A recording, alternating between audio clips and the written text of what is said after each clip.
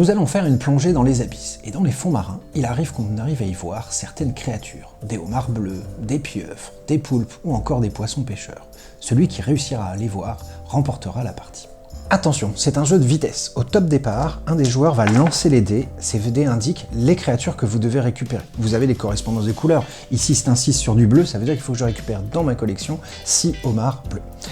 Au top, c'est parti, tout le monde récupère des cartes à la vitesse qu'il le souhaite et il cumule parce qu'il faut faire les additions. Là, j'ai déjà 3 homards sur 6, je peux encore en récupérer 3. Et j'ai déjà en fait un de chaque autre des couleurs. C'est-à-dire que dès que j'aurai récupéré ici, par exemple cette carte, j'aurai deux pieuvres vertes, je suis au maximum, si possible, il ne faut plus en prendre.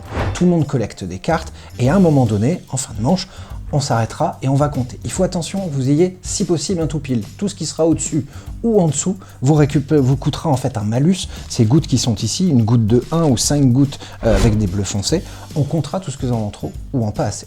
La manche s'arrête de deux manières différentes. Soit un joueur pense avoir le tout pile et dit stop, tous les joueurs arrêtent et on va compter. S'il a juste, tout va bien pour lui, sinon il récupère 3 gouttes en sanction d'avoir annoncé une fin de manche alors qu'il s'était trompé.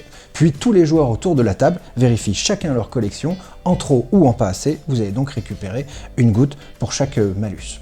Deuxième possibilité, tout le monde s'arrête en fait collégialement, c'est-à-dire que personne n'a arrêté la manche, vous pensez tous ne pouvoir plus rien faire, tous les joueurs s'arrêtent, on dit stop, on vérifie chacun nos collections, on compte juste le en trop ou en pas assez. Durant la partie, vous allez donc enchaîner 5 manches et à la fin du jeu, vous compterez qui a le moins subi de malus, qui a le moins de gouttes d'eau dans sa combinaison, qui a le mieux réussi cette plongée dans les abysses.